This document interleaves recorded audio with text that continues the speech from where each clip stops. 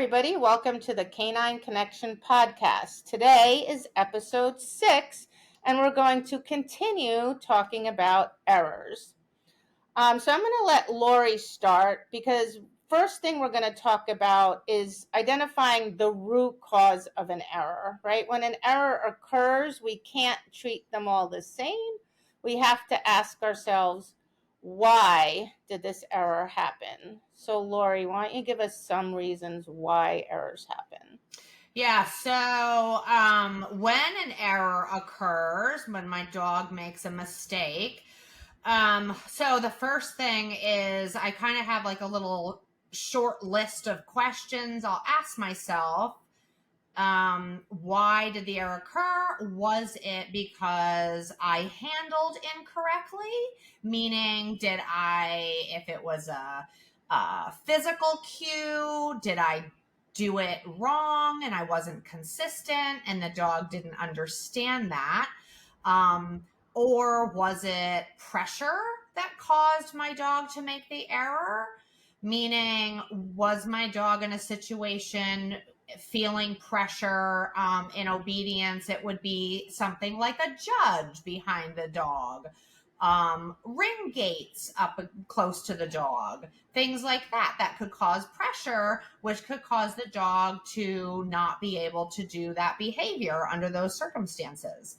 Another reason, which is a big one, would be distractions. That's a big one because all it takes is the dog to lose that absolute acute focus on us. If something were to happen behind us, to the side of us, and that could be anything from odor, they pick up a scent. It could be motion. It could be auditory, where they hear something. Somebody drops the boards to a jump at a trial, and the next ring, the dog goes to turn to look at it, and they miss either the signal or whatever cue we're giving them. So those are pretty much the main questions I ask myself.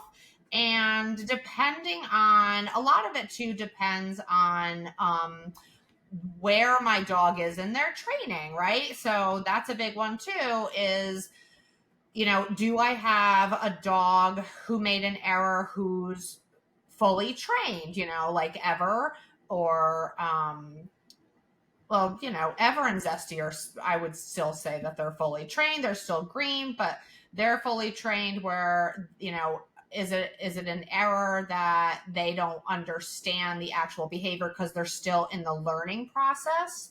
That would be more for like a younger green dog, like Stormy, who's just 2, right? So she's still learning all the stuff. So those are the questions you got to ask yourself too, is, the error makes a difference in the where your dog is in their training stages. A fully trained dog versus a young green dog, right? Can I just throw another one in there? Yeah. Chaining. So some errors occur because of the length of the chain, right? So when we start putting multiple behaviors together, the dog is used to a certain reinforcement rate, and that's information. I don't believe the dog gets struggles because they're not getting a cookie and they're only working for the cookie. I believe that the dog is confused because the dog's getting told every X amount of time, that's correct. And all of a sudden you make that chain twice as long and the dog's confused. And if you put together a really long chain, like a full class, sometimes the error that happens is simply because the dog is confused because it hasn't gotten any information for a long period of time. Right. And all these things, all these little questions I ask, these are things that I'm always consciously training for, as we're training the dogs up through, since they're puppies, all the way up to when they're fully trained. So it can be, it's never going to be, and I think we touched on this in our last episode, that the dogs just aren't just blowing us off if an error occurs. Dogs do not think that way. It is always going to be a training issue of some sort. So as soon as an error occurs, and sometimes we don't know, right? Like sometimes when an error occurs, we don't really know the answer right away until we've talked about this too, until sometimes we put it aside or shelf it and we have to play detective. We go down that road and we have to figure out why it occurred because sometimes it's not obvious, right? But those are the chaining and distractions, pressure, and handling.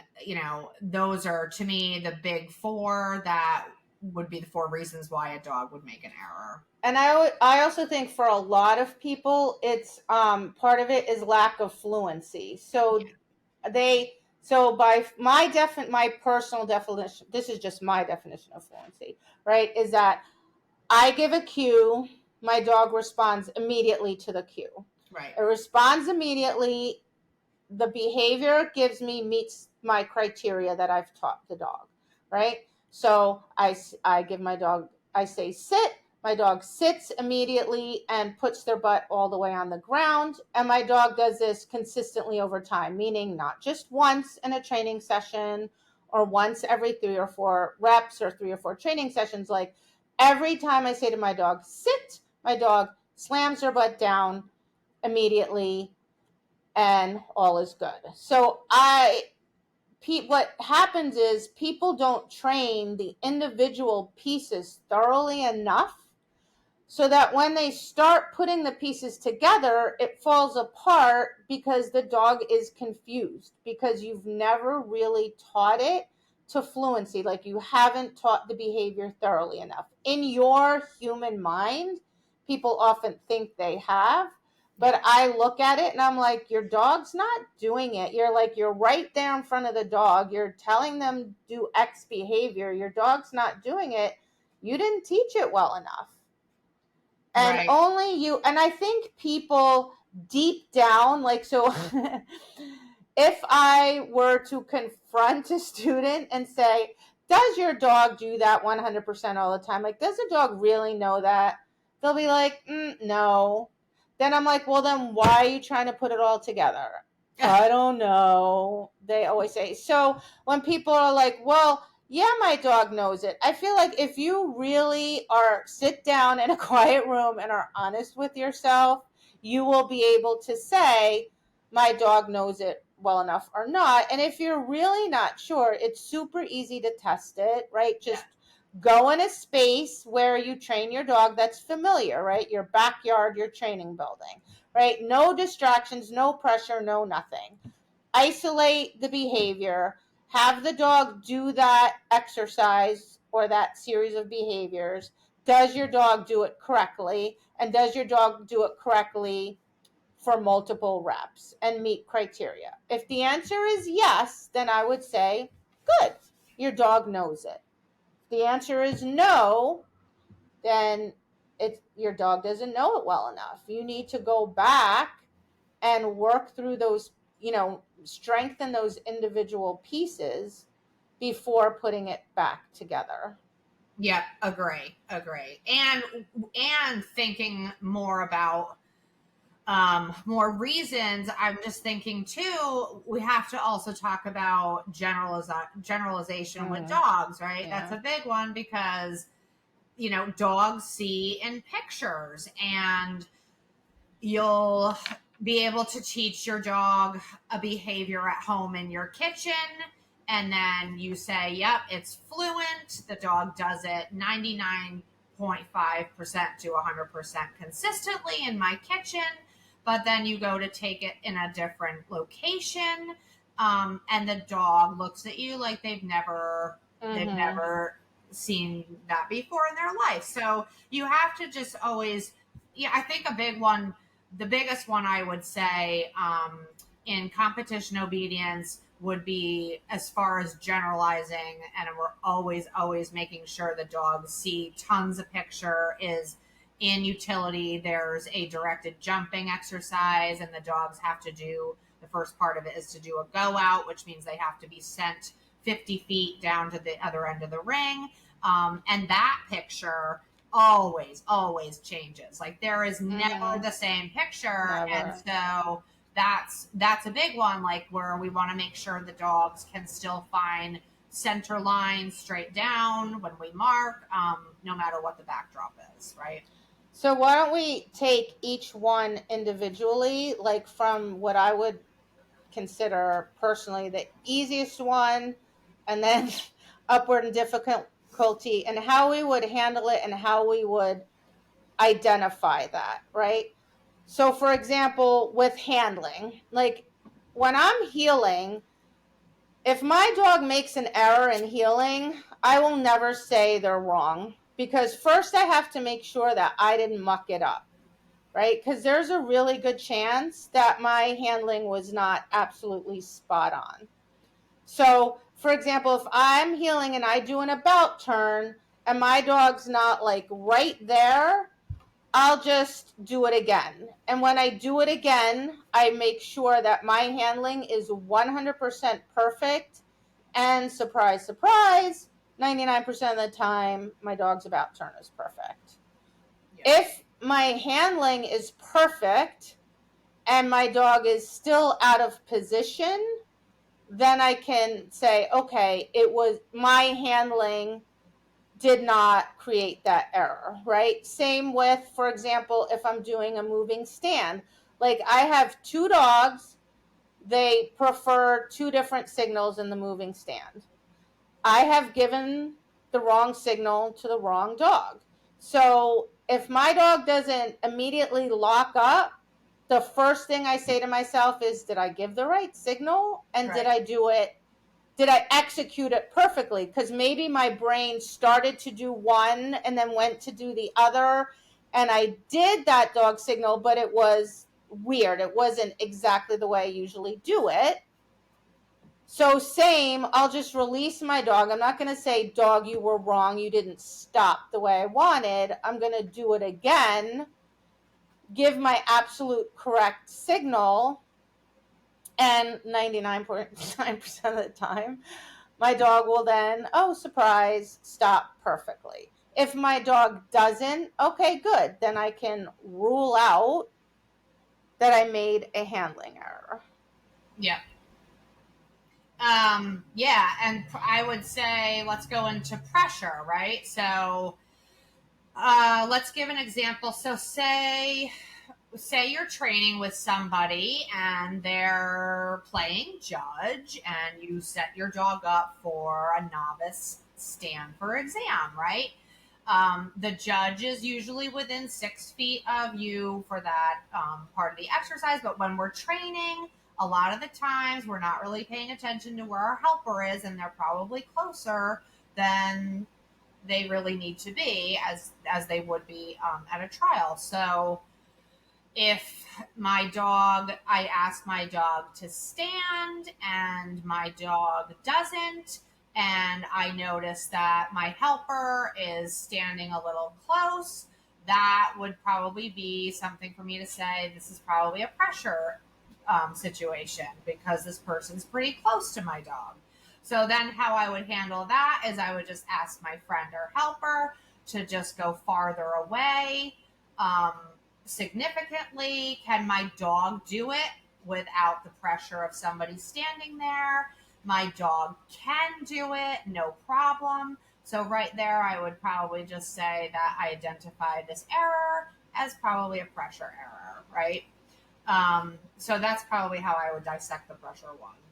And I think pressure, we could do like a whole episode just on that. But people always ask me, what's the difference between distraction and pressure? So the way I view it in my dogs, I don't know if you would agree with this or not, but for me, a distraction, like especially when my dog's learning, they're curious. They're like, oh, what's that over there? What's that noise? What's that smell? What's that motion? What's happening over there? It's more like curiosity. They're like, what's going on over there?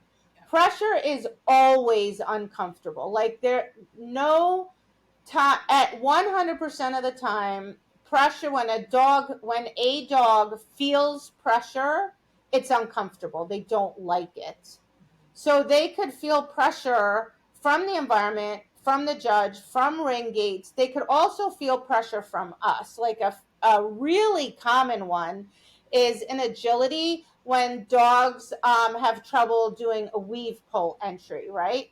So what happens, I see this on video all the time, and I'm like, oh God, the person's trying to, quote unquote, help the dog get into that entry, and they're converging on the dog and converging on the weave poles, and they're like, weave, weave, weave, and the dog's like, blah, I'm out.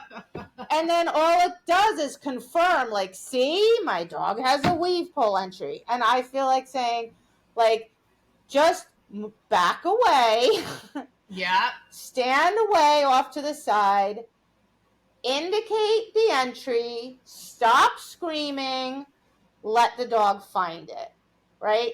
And then in training, click the dog, whatever. People in certain sports, like, they don't take into account that the judge being there or moving is impacting the dog. They're just looking at the dog and they're saying, the dog didn't do the obstacle, or the dog didn't bring me the bumper, or the dog didn't do the drop on recall.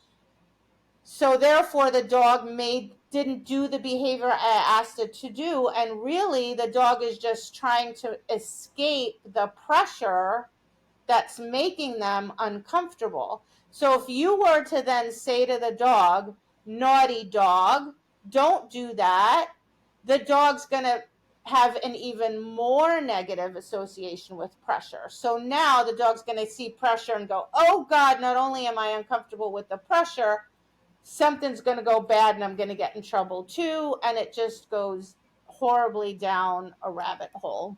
Yeah.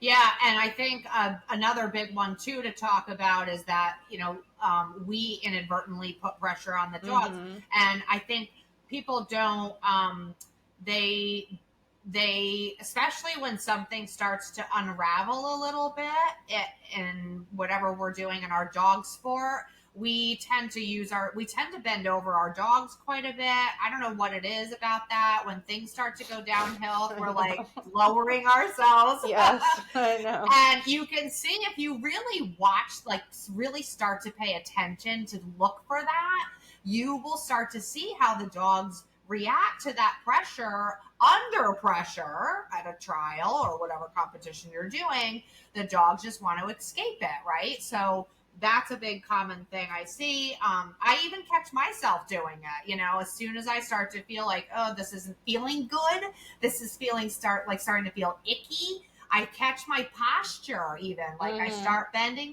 over.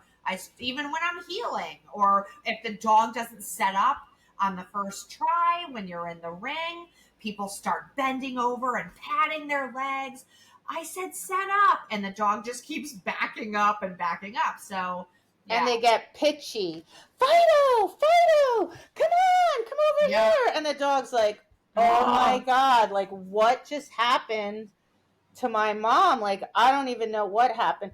That standing up thing is so important. I can't tell you how many times that saved my dogs in the ring. Yeah. And to this day, I feel the natural urge to bend. I just have absolutely disciplined myself that, like, and as soon as, if I'm healing and I feel like my dog's like losing a little bit of attention or getting a little bit nervous, right? What do we want to do? We want to bend down to go, look in my eyes, or pay attention to me. And I do the opposite. I stand up super tall. And ironically enough, that's what draws the dog up to you, right? Is standing up. Moving away from the dog draws the dog into your space. Right. And I think in my head, so the words I say in my head to my dogs are, you're fine, it's all good, just keep going.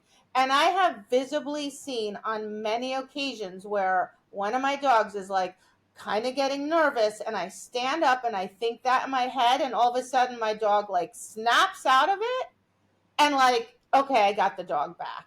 I have never gotten my dog back, not once, when I leaned. Yeah. And I'm going to just tell a little bit of a story here. So yesterday, actually, this is perfect timing. I was training Stormy, and we were outside at it was a busy place. the traffic was going by, there were people walking, and Stormy's had a little bit of a fear of bicycles.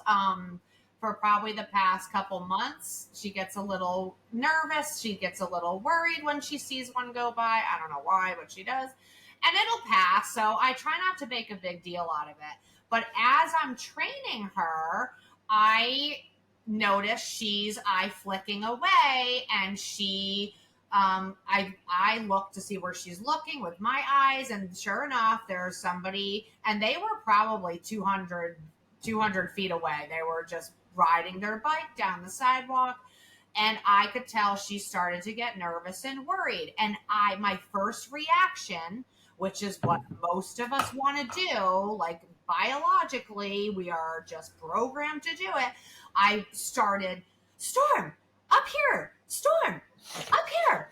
What can you do? Like, and I'm like in her face, and I'm getting louder. And I heard your words in my head, and I'm like, shut up, Laurie, stand up, and just let her like be drawn back into you. And I did. And it's really hard to do that. Like, when people hopefully listen to this and they're like, I'm going to start to try to really consciously not do that to my dog, it takes a lot of mindful concentration to really do that. And I heard you in my head, and I shut up, and I just sorry. It's okay.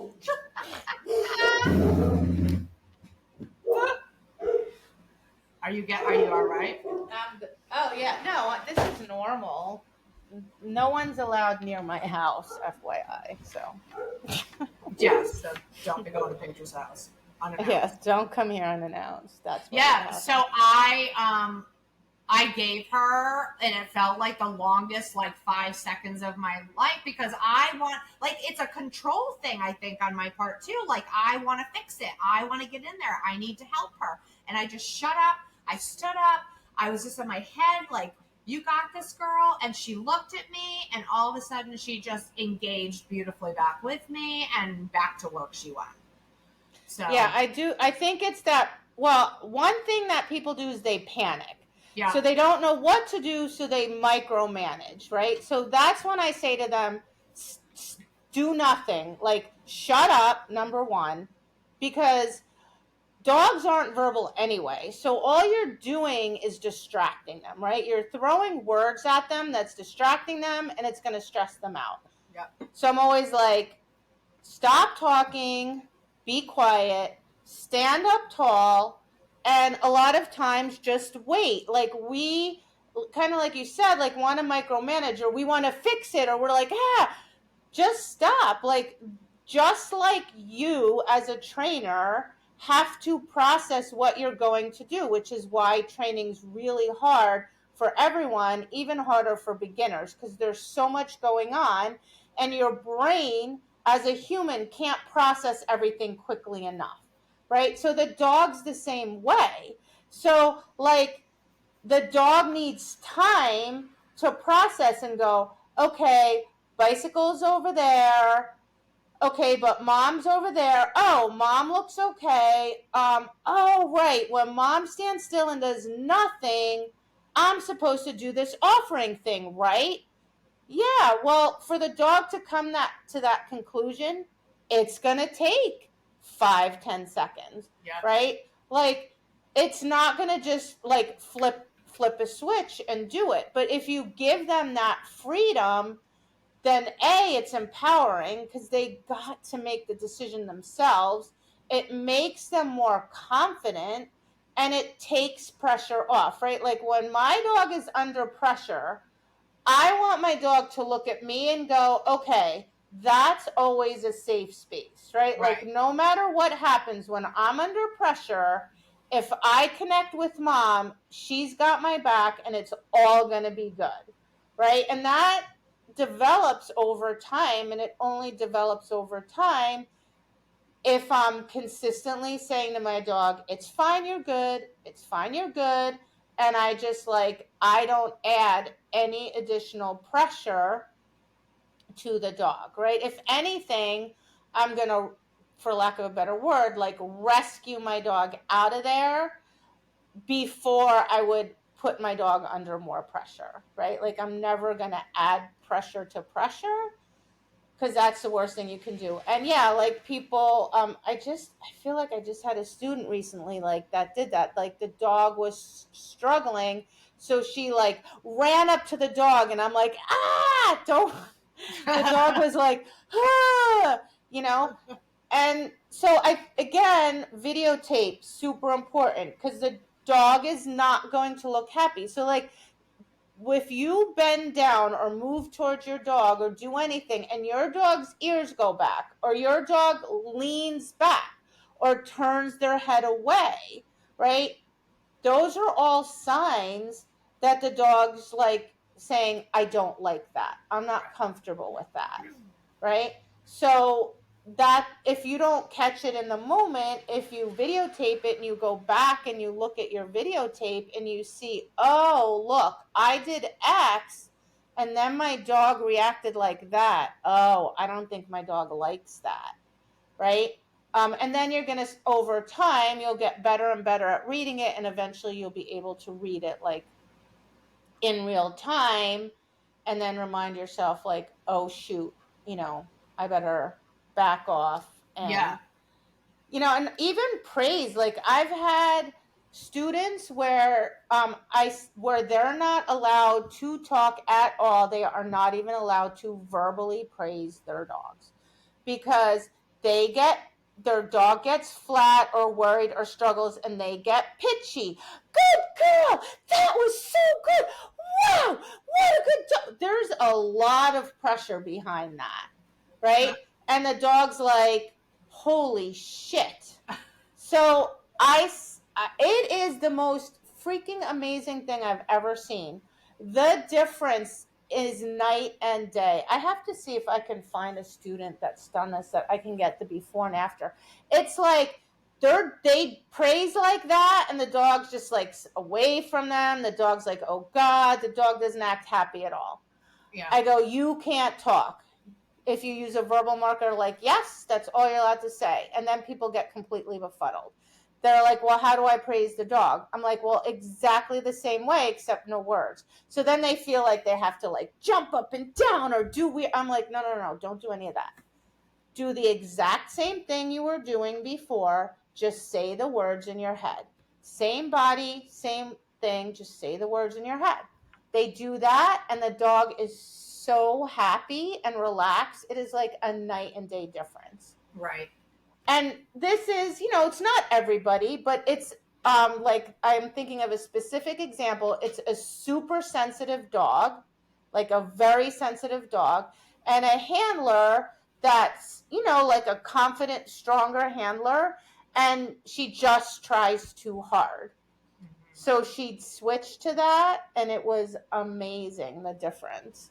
So pressure is huge. I mean, I think people are so lucky now, because back when I was training Zeal, nobody talked about pressure. It was not a thing. Like, nobody talked about it.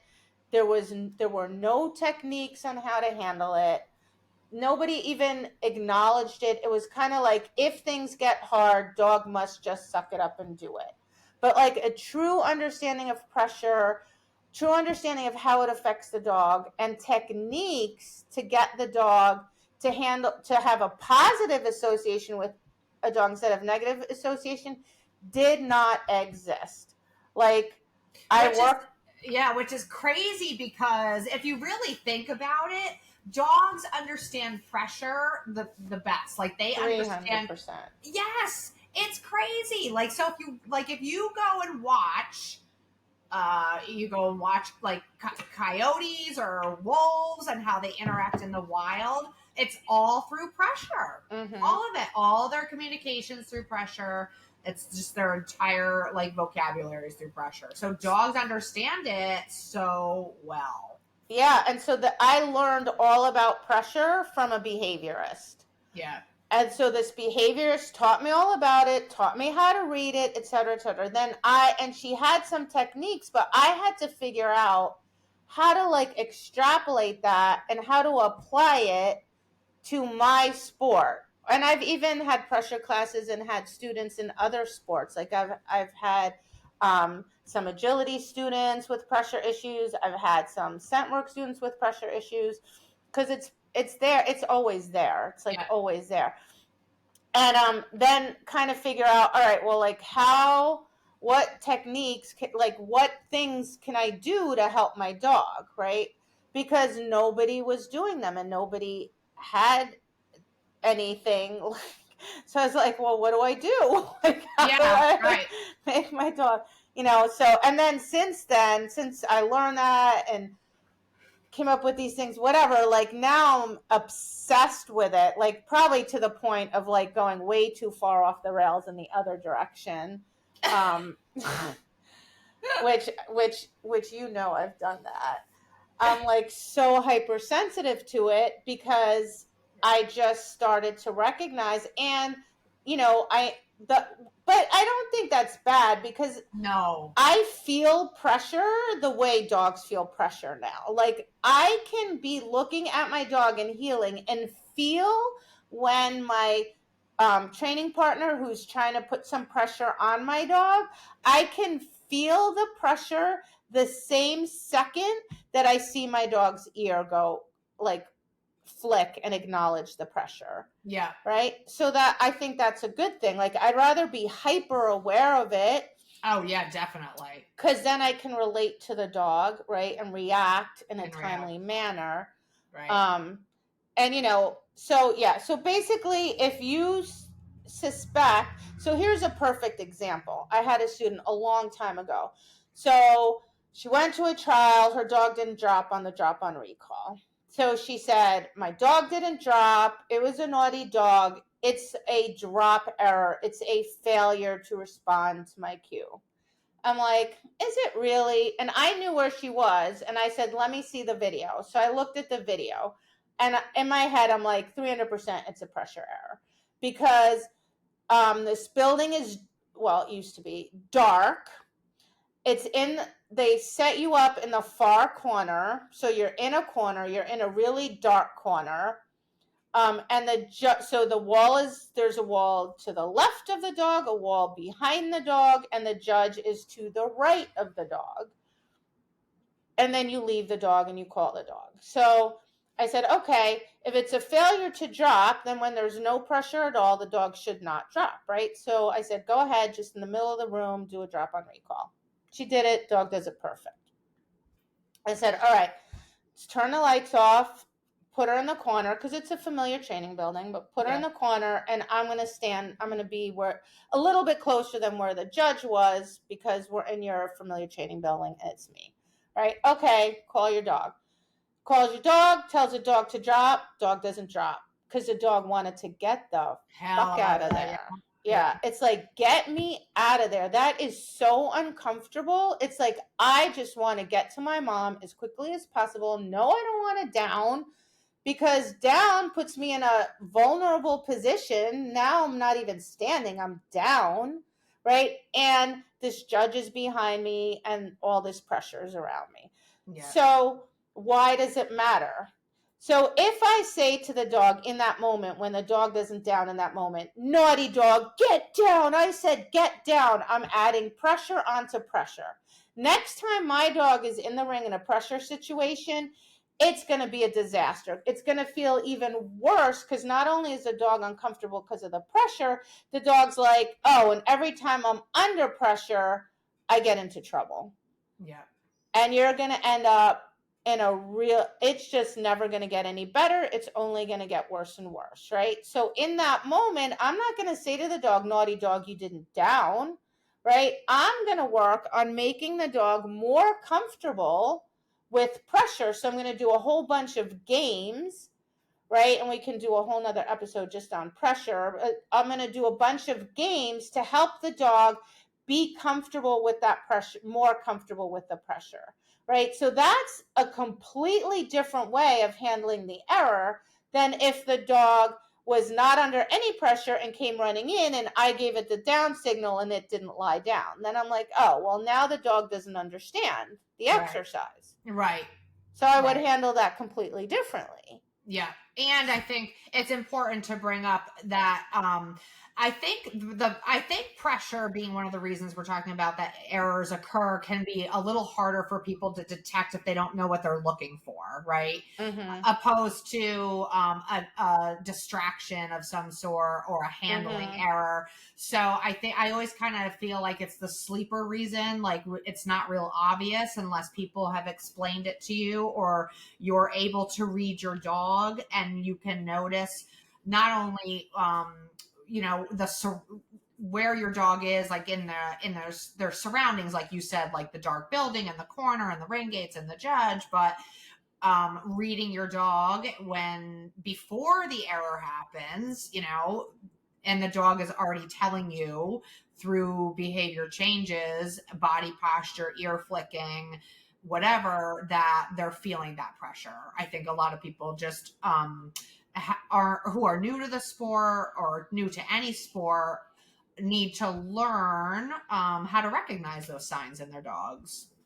And usually when they're under pressure, dogs want to, they either freeze, so they do nothing. So it's the classic, like my dog was looking right at me and I gave it the signal and didn't do it. It couldn't. It was feeling too much pressure. It was uncomfortable. They flee, so they move out of position, right? So like in essence, that drop on recall, the dog not dropping was fleeing. Yeah. It was running away. Or forward motion on exercises, right? Or the dog like running past something or whatever.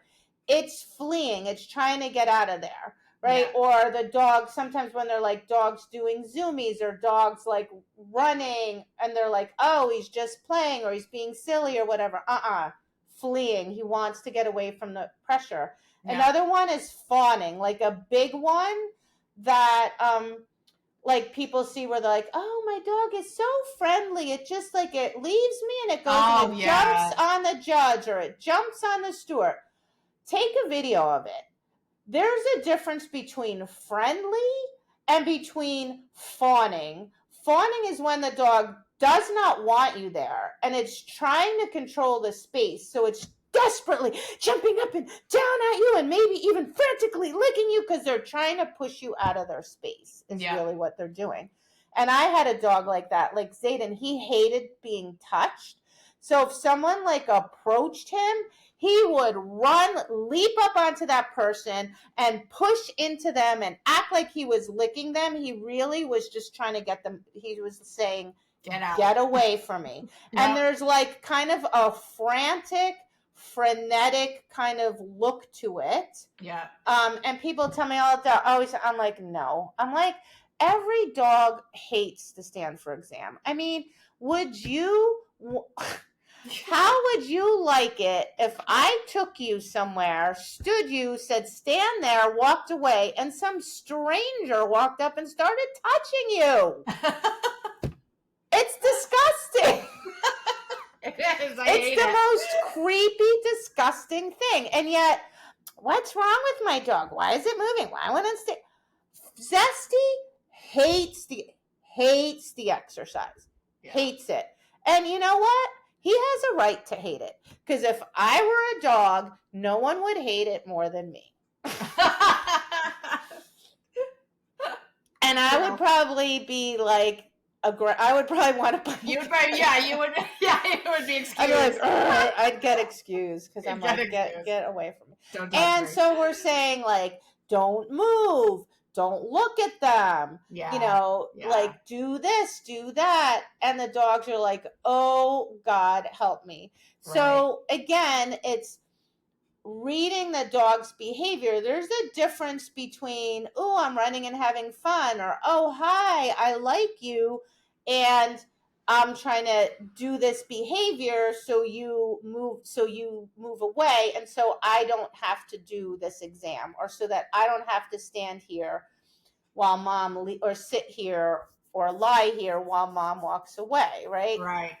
So it's reading that behavior because it's very different and it's misread and misinterpreted immensely, constantly, like all the time. For sure. Yeah, so that's like, it's one of my obsessions that I like just constantly try to impress upon people. Um, like what a big impact that's having on Yeah. the dog. And it's that way in every single sport. We're asking the dogs to do something that's unnatural, that has rules, right? So, and because of that, you are going to be putting your dog into situations where they're going to feel pressure in some way, shape, or form. Right. And we have to identify when an error is being caused by pressure. And then we have to say, okay, what can I do to make my dog comfortable in this situation, instead of saying, how am I going to get my dog to do the correct behavior? I have to make you comfortable first. Like, I'm not even worried about the correct behavior. Like, if I turn around and look at my dog and my dog is uncomfortable, I am not even going to ask my dog to do a behavior. I will Right. never, Yeah. never, ever. Like, if I turn and look at my dog and my dog looks worried, concerned, is moving, anything at all, first thing I'm going to do is, okay, I have to get my dog comfortable here. Then I'll worry about asking for the behavior. Because if I ask the dog for a behavior, it's going to get it wrong. So why Exactly. even bother? Right. And then it's my fault. I consider that my error, because I asked you to do something that you're not capable of doing. Because if you're not comfortable and I ask you to do the behavior and you don't do it, that's my bad. Yeah. And that goes back to, it is so important to learn how to read your dog so that you're not asking them to do things when they just can't do it. So if Mm-hmm. you don't recognize those signs in your dog and you just go ahead and ask and then they fail, then again, it's just going back to, you're going to get upset with your dog and you don't really understand why. So understanding pressure is a big one, and understanding the signs that your dog is feeling pressure is huge. Yeah, and again, like, get help, right? Like, if you're new, That's how you say it. Get help. 1-800 1-800 pressure. 1-800 get help. Like, well, the good thing is, like, hey guys, you have an advantage now. Like, there is actually information out there, a lot of information, or at least way more than there ever was in the past, on pressure and what it looks like and how it can affect your dog in your sport. There are instructors you can access online. Like, you're not limited to what's in your area, right? Like, so there's so much information that you can access. Like, if you're just like, yeah, I don't know, man, I'm really not sure, then I would ask somebody I trust. And if I didn't have anybody around me, I would contact somebody out there in the dog training planet and say, hey, can you help me with this? I'm not sure. Can you clarify this for me? And that's for sure how we learn. Yeah, Right. definitely. Yeah. All right, so let's talk about distractions next, right? Distractions, which you mentioned, are in the form of, well, dogs are dogs. How do they interact with the world? They smell, they sniff, they look, they use their eyes. Motion really catches their eye. And auditory, they listen, they hear things that we cannot even hear. And so they're hyper aware of the environment, and that's genetic. It's how they survive, it's how they stay safe. So we have to teach them how to work, how to around distractions, like how to maintain concentration and focus with distractions going on around them. And I think this is in part kind of ties in a little bit with the generalization concept, because the thing with generalizing is every time, like, if I take my dog, so when I have a young dog, I'll train it in my yard, right? Train in my yard, train in my yard, train in my yard. Dogs like yards, no problem. I take my dog to my front yard, and I do this all the time, and I may as well have driven down the road, right? Why? because it smells different, it sounds different, and it looks different. So now, my dog's like, whoa, what is all this new information coming into my brain? And B, it doesn't look or smell or sound like my backyard. So I can assume that my dog is now going to be able to do the same quality of work in my front yard than it did in my backyard, never mind even come remotely close to being able to doing it at a competition. Yeah. I think there has to be a huge appreciation to what we're asking these dogs to ignore. I mean, like you said, innately that's how they interpret their whole world. That's how they figure out if they're safe. That's how they figure out if they're going to have a food source. Like that's genetically in them for them to survive. So we're asking our dogs to do all these unnatural things because they are not born to do obedience, and we're asking them to do all that under innate things that they would normally be using to survive and be in the world. So I think my big thing on distractions is I feel that they need to be taught.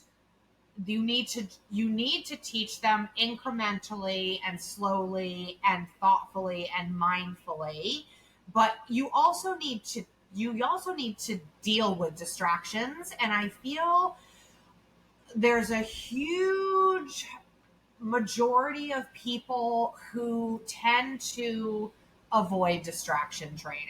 So you'll get, Yeah. I don't train outside. It's too hard. My dog sniffs the ground.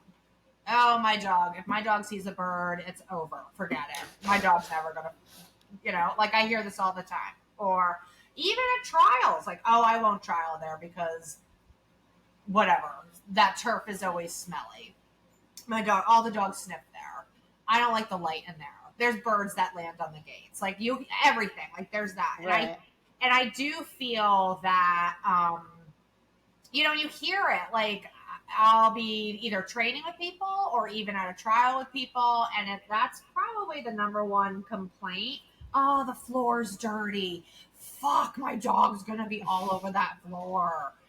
And I think that's a big thing. Like, and there is a way to train for distractions. Like you have to train for distractions. Or God forbid a dog barks. Everyone's like, oh, my dog barks. They're looking at me like, your dog is barking. Yeah. I'm like, it's a dog show. Like it has to bark. And like, I think it's obviously way more important in like, you have to do a more thorough job in some sports than others.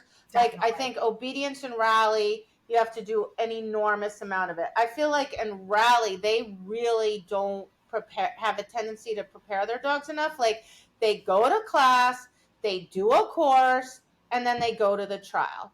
And probably when this episode comes out, I'll be either close to, right before, or after like rally nationals. And these people take their dogs there, and the dogs are completely and utterly overwhelmed because it is a zoo. There are like 1 million rings. There's like 700, I think 600 last year, 700 dogs packed into this building, dogs and handlers. And there's like 1 million rings going on at the same time. And the dogs are completely overwhelmed. Or people have gone to the Classic, which is a tournament in Florida, which is one of the hardest sites of every site in the whole country ever. And, and then it's like live streamed, and this part I think is terrible. Like people will critique it and say, well, look at those dogs. They're not even trained. No, the poor dogs are like overwhelmed because they're like, oh my gosh, like There's overhead speakers. You can hear the dogs in dock diving. You can hear the agility. Like, it is just sheer insanity. There's like 8 or 10 rings going on at the same time. It's just chaos, right? The dogs aren't untrained. They're just not prepared for that environment. And people, like, I go to the Walmart, put my dog in front of the doors. It is mass chaos. Like, I walk away and turn to give my dog a signal. My dogs can't even see me. There's people. I have to wait till somebody finishes passing. My dog's like trying to lean around the person. Humans do weird things. Like, people stop next to my dog and stare down at it like, why is this dog just standing here? Like, right? And so someone may say, like, why are you doing that to your dog? It's never going to encounter that in real life in a trial or whatever. Well, I need my dog to generalize the concept, right? So if I'm going to take my dog and I'm going to go to nationals with it, and there are 6 rings going on at the same time, or I go to the classic and all that chaos is going on, well, I can't train for every single scenario that they're going to see there. I'm teaching my dog that no matter what happens, just concentrate on me. Yeah. And obviously, I don't start there. I mean, it takes me years and years and years and years to be able to get a dog that they can do that kind of work under that amount of distraction. Right. Many, many, many years of going to the store multiple times, right? So I'm going to throw my training partner under the bus. Oh, God. Because we recently went to the Walmart. We were in a garden center, right? So I did Zesty. It was really crowded. It was he was awesome. Like, I was really happy with him. Okay, so he goes and he gets his dog out. His dog's failing and failing and failing. And I'm standing there and I'm like, I'm trying to get him to figure these things out on his own. So I'm trying not to micromanage him, right? So finally, I can't help myself. I have to intervene. So I ask him, I said, how many days a week do you come to, like, someplace this busy? 1. I said, for how many months? Maybe 6 weeks. I said, how many times a week do you think I come to these places? Of course, he underestimated. My answer is like 3 to 4, right? For how many months? He's like 3, 4, 5, 6. I'm like, try again. A year, try again. 2 years, try again. 5 years. So what makes you think you can take your dog and your dog can do the same level of distraction as mine? It can't. Right. It was overwhelmed. He needed to move the dog, so we went outside. We went, outside the garden center, in front of the store, but like off to the side. And even there, it was challenging. But we could have some success. Yeah. Right? So the goal is not to, like, overwhelm the dog, because then the dog's going to say, every time I'm in this situation, I flunk and flunk and flunk, and the dog's not even going to want to work, right? You're going to go down a rabbit hole. Like, it's all about success, which is why I do it for years and, weeks and days and months and years, because I just keep upping the ante a tiny little bit at the time. Like, when they're young, if I have driven half an hour, 40 minutes to a location, taking a young dog out, warm the dog up, the dog can work maybe 5 minutes. I can see that that's like really hard for them. Yeah. And at the end of the 5 minutes, their head's about to explode. Guess what? Pack up the truck, drive all the way back home. Because I am not going to bury that dog and make it fail. Like, that was all that the dog could do. The dog had success. I'm out of there. Yeah. Right? So it's that fine line of, like, you have to introduce it a little bit at a time so the dog can be successful, but you can't avoid it either. Because if you avoid it, your dog's you're doing your dog a disservice. Well, yeah, because you cannot stay in like sterile environments just to avoid that stuff so your dog stays focused on you, because I think that's the big thing. Well, my dog won't pay attention to me. Well, you need to train for that. They don't just come automatically paying attention to us. So you have to train for that. And like you said, it needs to be done incrementally. So going back to the stores that we do when we take the dogs to the stores, and you start off, because people are going to want to know, well, how do you do that? Well, you go to, let's say we pick Home Depot. I go to Home Depot in my town. The parking lot itself is freaking distracting because there's, if you go early in the morning, all the construction guys are there. Yep, they're all there loading trucks, right? So if I were to pick that time to go, which I tend to do in the summer because it's hot and it's cooler in the morning, I'm going to go as far away as possible, right? So I'm going to go all the way to the other side of the parking lot where nobody's parked, no trucks are pulling in. But I'll tell you what, it's still distracting enough. It's still hard. Yep, it's still hard, and that you need to be honest and okay if you pull your dog out and you can't, even if you can't, like you said, if you can't get, or you only can get a minute of attention, even some tricks, pack it up and go home, because like you said, you don't want to bury your dog, right? Or you might even say, this is even too hard for my dog can't even look at me. So you just have to say, this is too hard, I need to find a different place that is not as near as distracting or busy as this. And that's okay. And you have to start where you need to start for your dog to build them up to be able to handle distractions and have an okay relationship with distractions, right? Yeah, and the key goes back to what we talked about earlier, is count your mistakes, right? So that's where my training partner, where I was like, the reason I intervened was the dog was making too many mistakes. What does that mean? It means something's too hard for the dog, right? It's that whole 2 mistakes. Your dog makes 2 mistakes. Well, you got to change something, right? It means it's just too hard. And the other thing that's super important, if you're going to do distraction work, like I'll start it with a dog that's not fully trained, meaning all their behaviors are not fluent. But what I ask them to do in a new environment is fluent. So that could be as simple as just tricks. So if I have a young dog, I might go to the parking lot, all the way to the quiet end of the parking lot, and say, can you do some tricks? Can you run to your mat? Can you go on your perch and, pivot around the perch? And because those things I know you know really, really well, right? Because I'm not going to ask you to heel if you don't even know how to heel in my backyard. Right. You're just going to fail, right? I'm not going to do a behavior that you don't know really well. So but I can always do tricks. And I can always do things with props because I build super strong associations with props at home with my little puppies. And I do that every single training session so that I always have that to use if I go somewhere. Right. Yeah, and I think there's got to be a strategy when you're doing this, because you need to definitely not go to Home Depot and go right in front of the store for a dog who's never ever had any distraction work before, a really young dog, and be like, let's do commands. Let's try commands. Like, so don't set your dog up.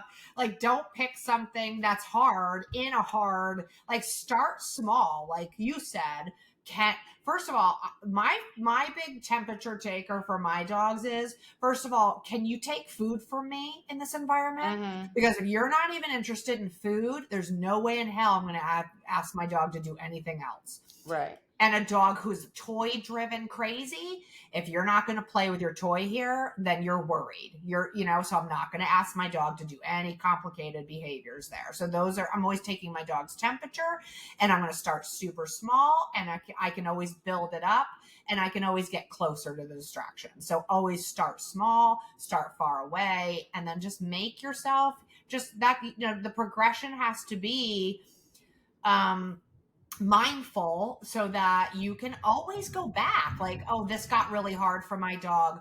Let me make it easier for them. Because we do, like you said, we want them to be successful. We want them to have a great relationship under those environmental distractions. Yeah, and they're not machines. Like I remember, I can't remember when it was, but so we had been to the PetSmart before, like many times, right?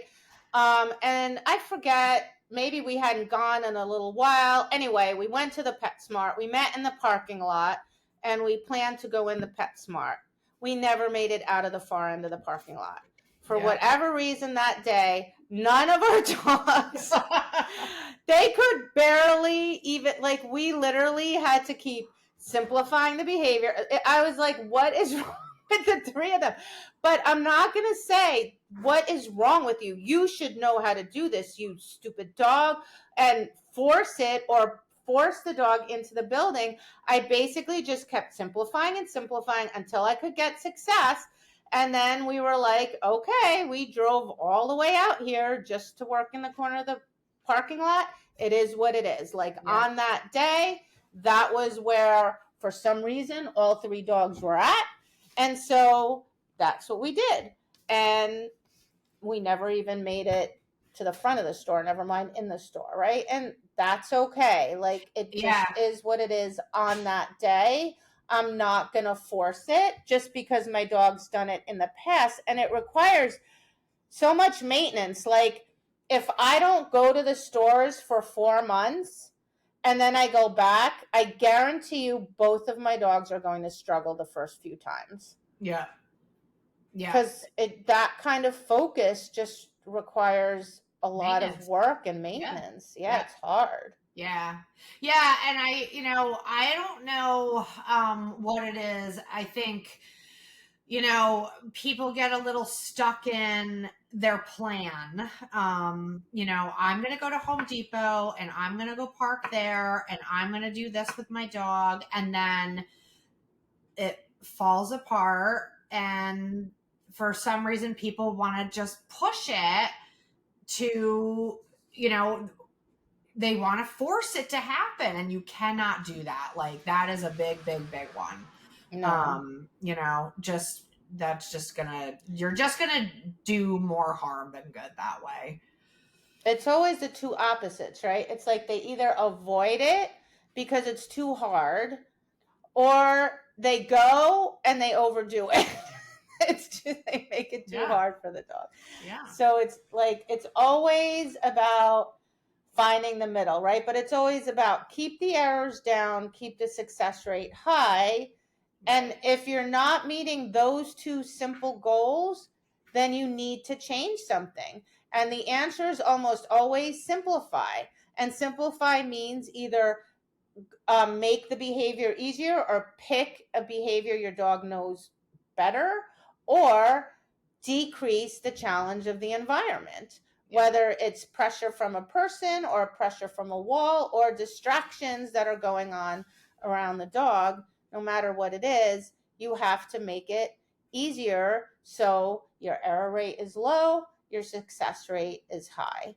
Yeah, definitely. All right, do we want to talk about chaining is the last thing, right? Yeah, chaining. So chaining is just, I think the way to find out if it's a chaining error is the interesting thing to me about chaining is you don't you can do it all by yourself, or worst case you just need one other person, right? Because if it's a chaining error, my dog will do the exact same thing in the training building. I always train in with my training partner, Carl. So all we do is, I warm the dog up. I take food off me. I enter the ring exactly the same way as I would in a trial. And this is where people go awry. They don't act the same way. They start talking to their training partner, or they start helping the dog or doing different things. No, just go in exactly like you would in a trial and start the class. Right? And if at some point the dog starts giving you the same behaviors, it disconnects, it struggles, it looks worried, it can't do the work, then it's a chaining error. The dog's making the mistake because it's not getting any information, right or wrong. So we're not saying you're right, we're not saying you're wrong. We just keep continuing on, and the dog starts to get worried. Oh God, like they haven't told me anything. Like, I don't know, am I right? Am I wrong? Like, what is happening? Like, if when I was teaching Zaina how to chain, if I would tell her, don't do that, she was like so happy.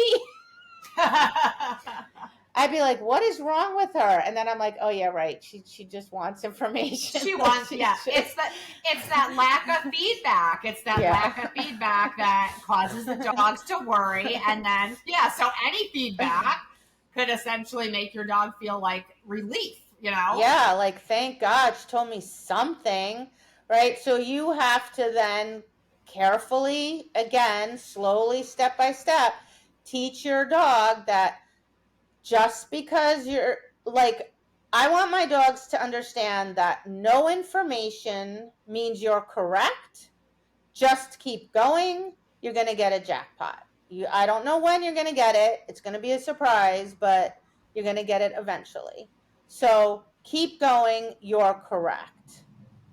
Instead of the dog going, I'm going, but I'm not sure. I think I'm wrong. I don't know.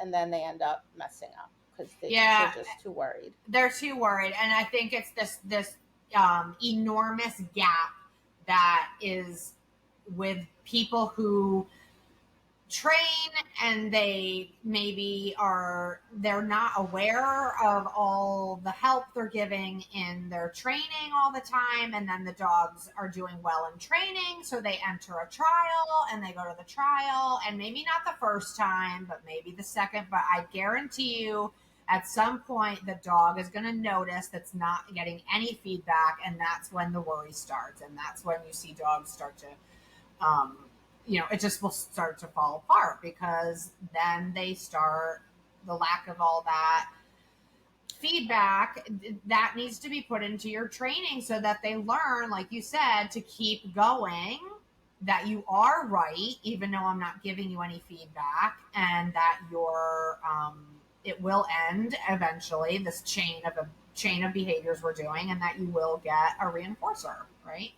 Yeah, and I think it goes to, first of all, people have to be aware of how much they're reinforcing, right?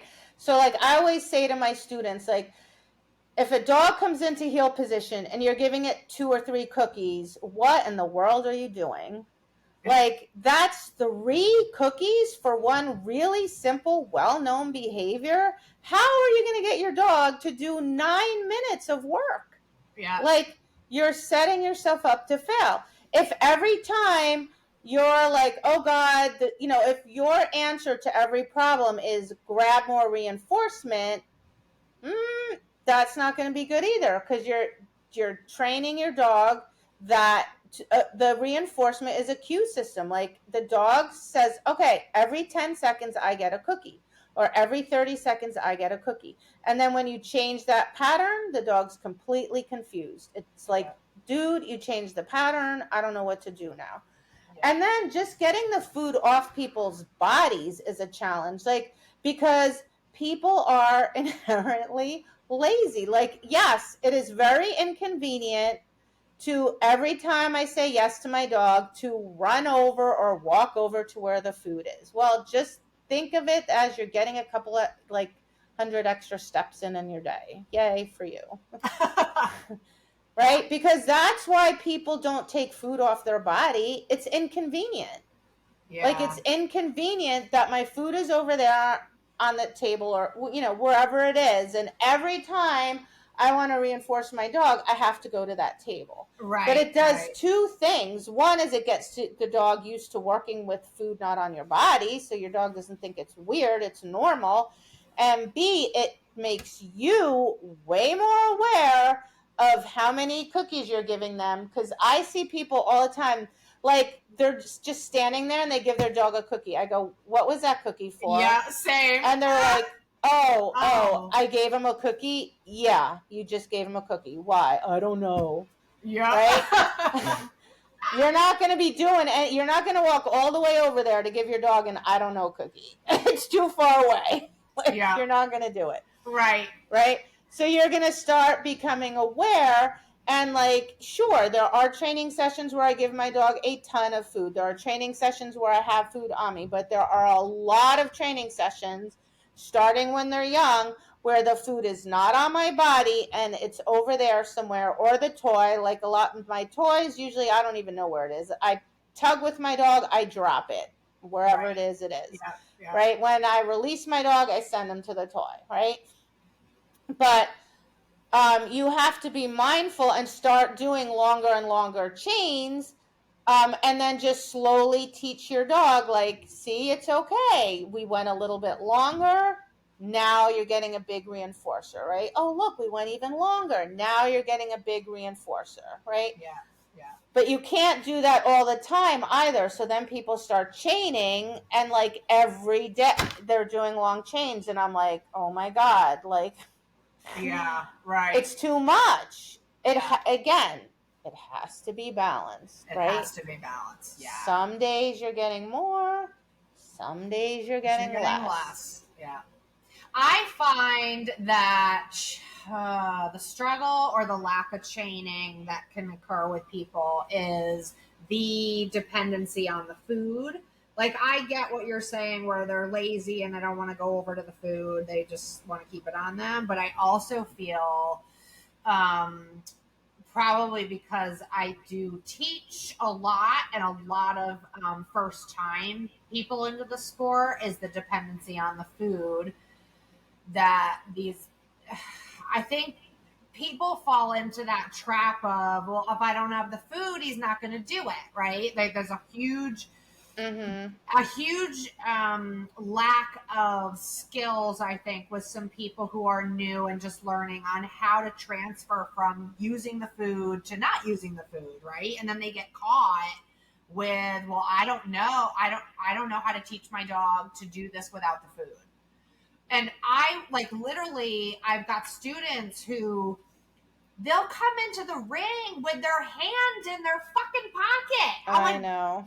Do you know your hand's in your pocket? Oh, no. Like, they're so afraid. They have to almost be touching the food. And I'm like, dude, that's what I'm like, take the food out, go put it on the table. And, like, they panic. I think there's this, I think there's a thing, like, where we teach the dogs all the things they need to do, and then if you're not versed in fading the food while you're teaching the dog, then what happens is they get to the next step where they don't know how to do that.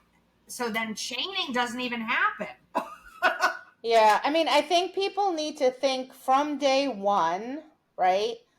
Like, this is what I tell my students, like, that are starting out. I'm like, your dog is going to have to work for 9 to 11 continuous minutes with 0 reinforcement, right? Like, if you're in a higher level obedience, that's a lot. That's a lot more than like other sports, right? So if your sport doesn't require that much, be happy. You just have to do that much less work to get them off it, right? But by thinking about that from day one, like, I'm always thinking to myself, like, does this dog really need a cookie here, right? Because if it doesn't, I'm not giving it, right? Good, because now that's one less cookie that I have to fade later, right? So, and I start, like, even in my foundation and my engagement foundation classes, right away, it's like, teach your dog to work with the food off your body. Yeah. You know, because if you just do that right out of the gate, then it's a lot easier for you to, to do that later. And I think if they just keep that in the back of their mind, always, like, why am I giving this cookie? Right. Do I need to give it? Or saying, like, eventually we need to be able to do this specific thing without a cookie, right? So to me, I'm always saying, okay, once my dog like, let's just put it in, let's just say I'm in my kitchen teaching my dog a behavior, and after X amount of weeks or months or however long for the dog to really become fluent in it, then without food, then I have to immediately say, I need to get the food off of me and start having the dog be able to do this X behavior without the food on me. So that has to be, because I think people get stuck with, well, how do I train the next step without food? Like, they don't understand that part, right? Which then that's how I'm like, why I say, like, then what happens is chaining goes out the window because they've never really learned how to do this behavior, which I've been using food for like ever, because they don't have that in their head. Like we just said, I'm trying to get rid of the food as quickly as possible. Like, because the end result is my dog has to work for X amount of minutes without a reinforcer. So I have to start with even a simple behavior. Once my dog knows this, now can I do it without a cookie? Now can my dog do it twice without a cookie? With the cookies over on the counter? With the cookies over in the next room? Like, that's where it needs to be sort of woven into your training a little bit. And it's like that in every sport, really. Because, like, I'm sitting here thinking about, like, scent work, right? Like, at the highest level, those dogs are searching for a really long time. Yeah. Right. Like, huge spaces for a very long time. So you can't just go from short searches, feed, short, oh my God, that's a tongue twister. That's a good one. Short search, yes, feed, right? And then all of a sudden go, well, now I need you to search this enormous area. Like, your dog's going to search for a while, and even your most motivated dog. And then after a while, your dog's going to give up. Yeah, right. Because it's going to say, well, I don't know, like, I haven't gotten reinforced. Like, they're going to be overwhelmed. Right? So it's like with anything, you have to teach them, a little bit at a time to work longer and longer and longer before they reinforce. Now, that doesn't mean that if your dog is at the highest level of scent work competition that you never have sessions where you do short searches. Of course you do. Right. Because your dog would get burnt out. Like, you have to mix it up. But you should always be thinking, like, as I'm headed, like, oh, okay, my dog can do this size search, no problem. Let me start doing a little bigger area once a week or twice a week. And then eventually a little bit of a bigger area, right? So your dog isn't going suddenly one day from doing short searches, and each time they find the source, they get reinforced, right? So they're getting reinforced X amount of time. And then all of a sudden, now there's this huge area. They're going to be like, I haven't gotten reinforced. Maybe I'm doing it wrong. Like, I'm confused. They're going to start looking at the handler for information. Like, what am I doing? Yeah. So it's really like that in every sport. Yes, some are probably more challenging than others, but still, the dog has to learn to work and do X amount of behaviors to a certain standard for X amount of time before they get reinforced. And that has to be just built up over time. And I start thinking about that in any sport I'm in. From day one, when I start training my puppy, I already know in the back of my head, like, this is where I'm headed. So, step by step, week by week, month by month, year by year, I have sessions where I'm always like, okay, push a little longer, push a little longer, push a little longer. Yeah. Yeah, and that's a big I'm always reminding my students that, and myself, like, you don't want to stay stuck. I think people get stuck, and there's not a progression going on. I'm always like, if you get to a point where your dog's got it, move on, make it harder, push it, and like you said, like, you're always going to go back and do reinforcing sessions, things that are easier, shorter sessions, with a higher reinforcement rate. But at the end of the day, you have to start to weave in those longer and harder bit by bit for all the things that we're talking about. Distraction training and pressure work and chaining, all that stuff. Because you have to, like you said, it was put perfectly, is you have to think of the end picture, like where you're going. What is the end goal? Your dog needs to work for whatever sport you're doing. Your dog needs to work for X amount of time in this environment without any feedback or reinforcer, so to speak, depending on what you're doing with your sport, right? And that's got to be trained incrementally.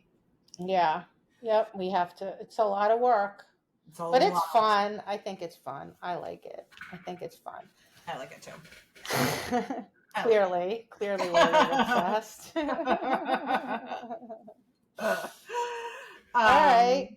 Yeah. Well, so that's a lot of information. Well, yeah. I think that, and there's going to be a lot of episodes we do where we go back and talk about, obviously Petra's definitely going to need a pressure episode. Yes. We must do a pressure episode. So we will be going back and touching on all these things of chaining, distractions, generalization. That needs to, I'd love to be talking about that again. So these things are, and any questions you guys have, you guys can just post on our Facebook page, or message us, and we're happy to answer them. But we've got, there's so many episodes we have ideas, or so many ideas we have for episodes. So a lot of the stuff is going to be regurgitated over and over again. Yeah, I think the main point today was the why, right? Yeah. Like that when a dog makes an error, why did it occur? All errors are not the same. All errors are not handled the same. It's our job to always figure out why. And that's what I'll say to my training partner all the time. Dog makes a mistake. I'll say, why? What was the root cause of that error? Like he'll go that he didn't down. Well, I know he didn't down. Why? The question should always be why, and you should be a detective, right? Don't be emotional. Put yourself in detective mode and say, okay, let me figure out why my dog made this error. Go through the list that we talked about. And once you identify why, then you can fix it in a way that the dog's going to understand, and the dog's going to have a positive experience, and the dog's going to be able to not make that error anymore because you've been able to give the dog really good information. Yep. Spot on. Definitely. All right, everybody. So this was a long episode, but that's okay. We'll give you a short one next time. Unless it's pressure. No. We'll do like a random reflections next or something. Yeah. To balance it out so your heads don't explode. And we'll be posting some videos on the YouTube channel with a couple handling errors and pressure and how we deal with that, handling with distractions and how we deal with that, so you guys can see some examples of those. Yep. Okay. All right. Good job. All right. Thanks, everybody. Bye. Bye.